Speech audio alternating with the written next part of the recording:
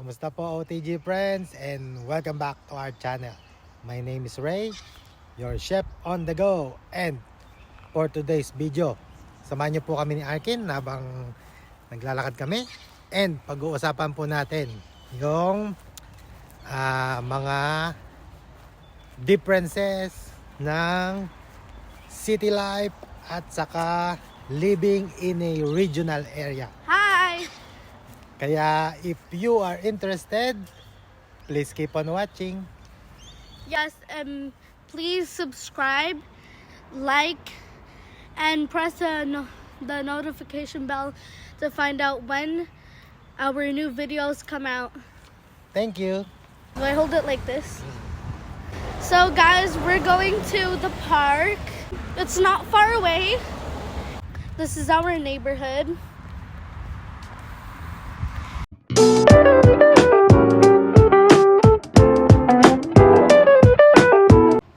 Nandito nga po tayo sa playground ngayon at habang nandun si Arkin at busy naglalaro ay magkwentuhan po muna tayo about city life at saka regional life. Noong unang dating ko po dito sa Australia, sa Sydney ako unang tumira at nagtrabaho. Ngayon, maganda po ang Sydney. Sydney is a beautiful city.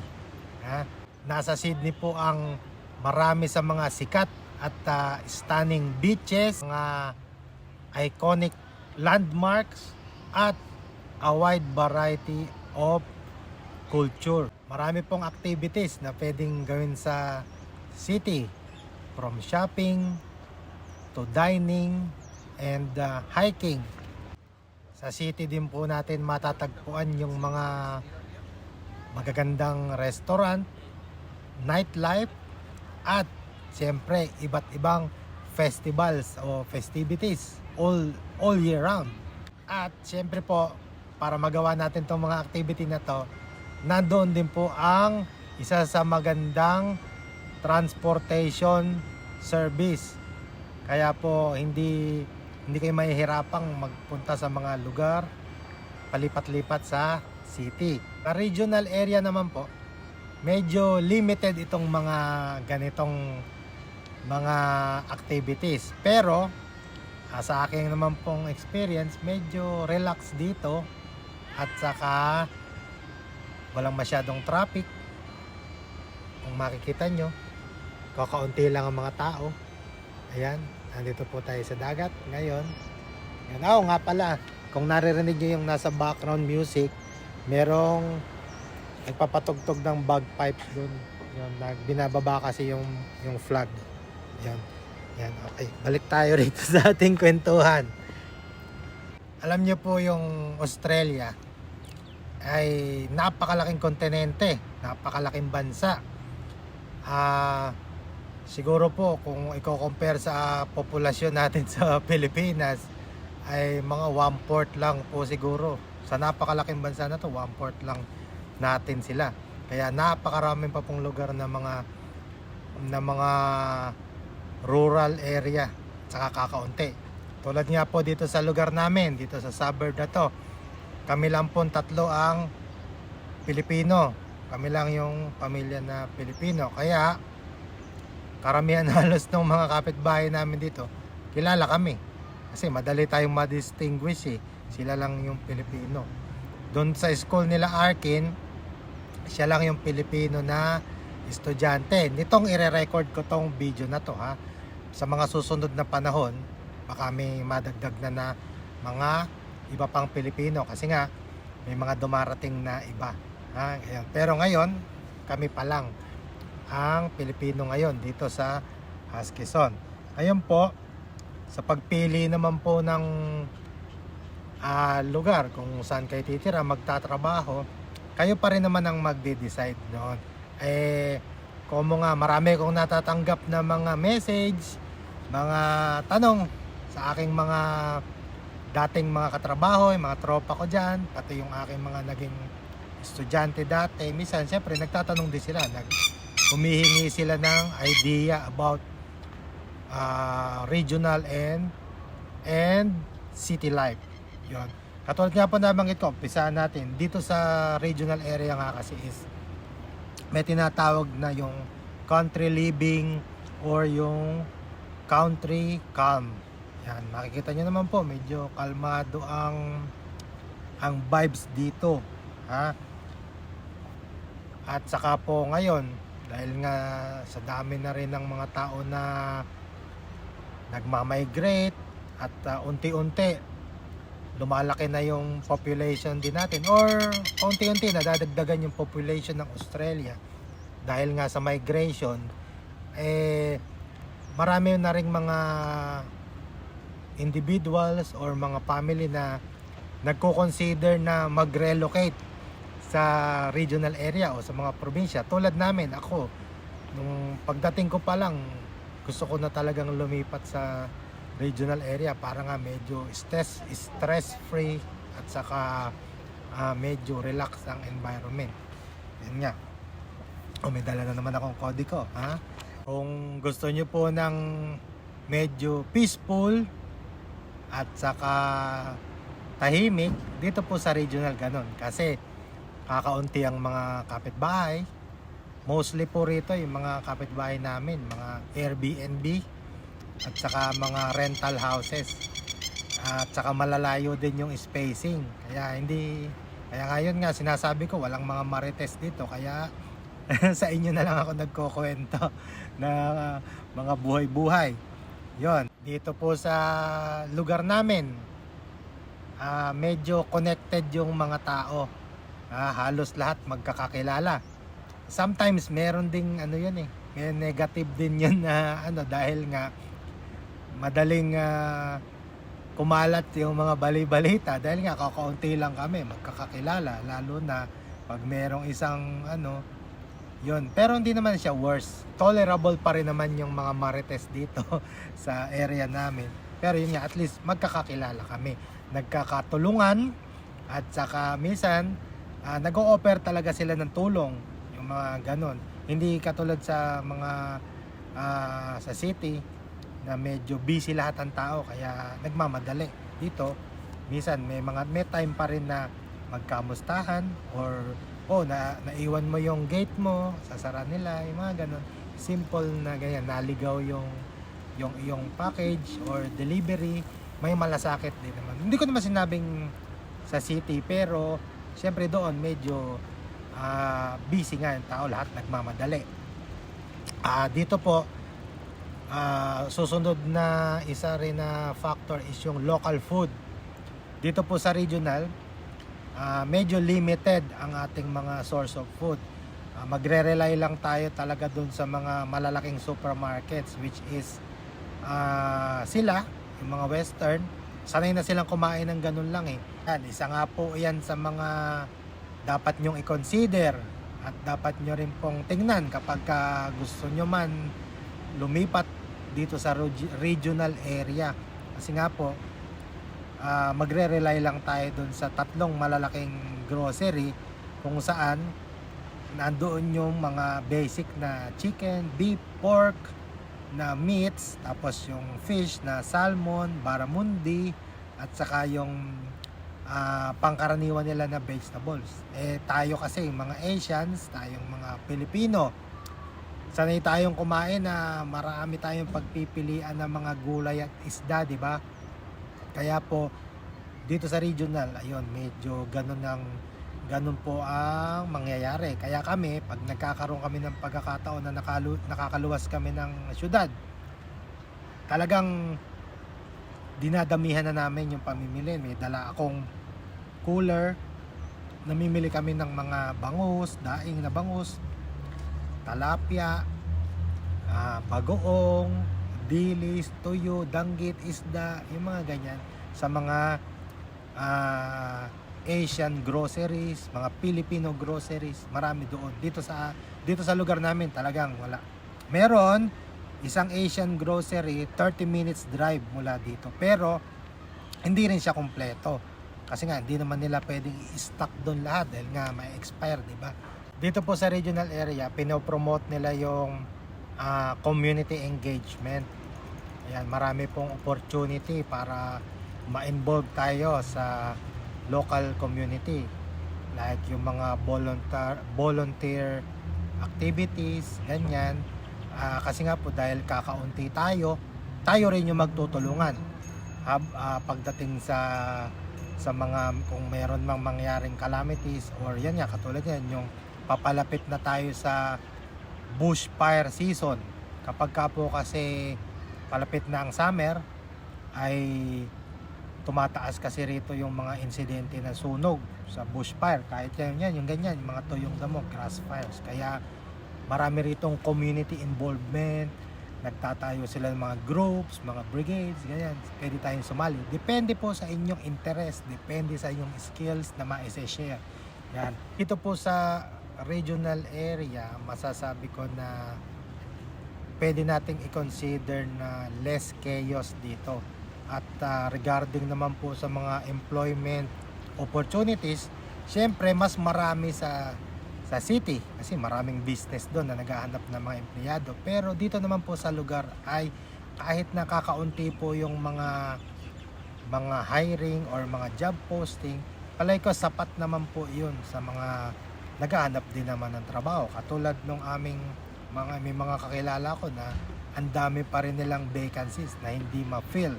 Kasi nga, kakaunti yung mga tao. Katulad nga po nito, magsasummer na. Itong lugar po namin, nabubuhay ito ng spring hanggang summer.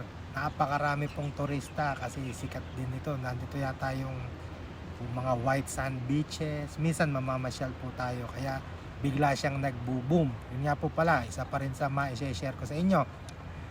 Coming from isang nagtatrabaho sa hospitality, isang nagtatrabaho sa kusina, masasabi ko po na dito sa regional area, hindi araw-araw busy. Sa Sydney kasi, baka may mga panood, pwede nyong i-confirm sa mga comments below. Sa Sydney, everyday, nung kami napasukan ko, yung aking mga tropa dyan, mga dati kong nakasama, araw-araw ay pagod kami, araw-araw ay busy.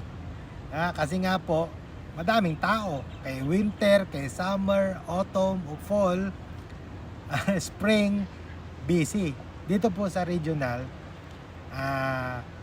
meron tayong time kapag winter para mag-relax at mag-recover at maghanda. Yun yung time na medyo lean season dito sa area namin. Kasi yung mga tao, nagpupunta sila sa mga warmer na state or warmer na lugar. Dito, medyo yung panahon na yon, medyo nag-slow down, pero busy pa rin, tamang busy lang, pero hindi siya crazy busy kapag ka summer. Yan po, kaya may panahon para makapagpahinga, makapagbakasyon, umuwi ng Pilipinas, pumunta ng abroad. Yan po, isang tip ko sa inyo. Kapag kayo nasa regional area, yung panahon ng winter, yan isa sa mga talagang ina-advise kami na magbakasyon at mag-spend time kasama ng pamilya. Usapang sweldo naman po, sabi ng mga tropa natin, medyo mas mataas nga po ng kaunti ang bigayan sa city. Pero sabi ko nga, case to case basis din naman ito. At kung mas konti lang naman ang diferensya at doon araw-araw ay pagod na pagod ka at term nga namin lapot-lapot araw-araw, lilipat na ako sa regional na kahit na provincial yung wage namin ay medyo makakapahinga ng kaunti. Ito nga pala, may share akong tips sa inyo. Dito, katulad dito sa pinapasukan namin. Minsan, pag winter, alas 8 lang, nagsasarado na yung mga venue. Mga restaurant, mga pubs, 8 o'clock nagsasarado na. Mga 8:30 nakakauwi na kami ng bahay, or pinaka-late na 9. Sa city, walang ganon. Baka i-confirm yan ng aking mga tropa. Doon, nung ako'y nasa city, araw-araw 9 o'clock, 9:30 kami nakakauwi.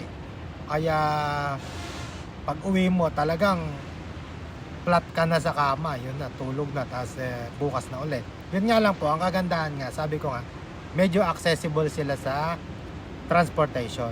Dito sa amin, medyo madalang ang bus. Maganda po talaga na meron kayong sasakyan. Kung kayo ay may gustong puntahan, mas accessible siya. Pero kung kayo naman po ay hindi masyadong nagmamadali, pwede nyo nang i-consider at pwede nyo nang pagtiyagaan yung public transport. Medyo malalayo lang po yung mga interval. Mag-aantay lang po talaga kayo. At saka pagka yung naiwan kayo ng last bus sa gabi, meron kayong second choice, magta-taxi kayo. Ay napakamahal. Or last resort, ito madalas mangyari kapag minsan may mga tropa tayo na naiwan ng bus, naiwan ng tren doon sa station. Minsan ako naman, kapag maluwag din naman ako, pwede ko sila sunduin. Pero depende. Minsan kasi meron din akong ginagawa or naka-duty ako, hindi ko sila magagawa. Pero kung talagang emergency, okay lang. Naman po, pag-usapan naman natin yung city.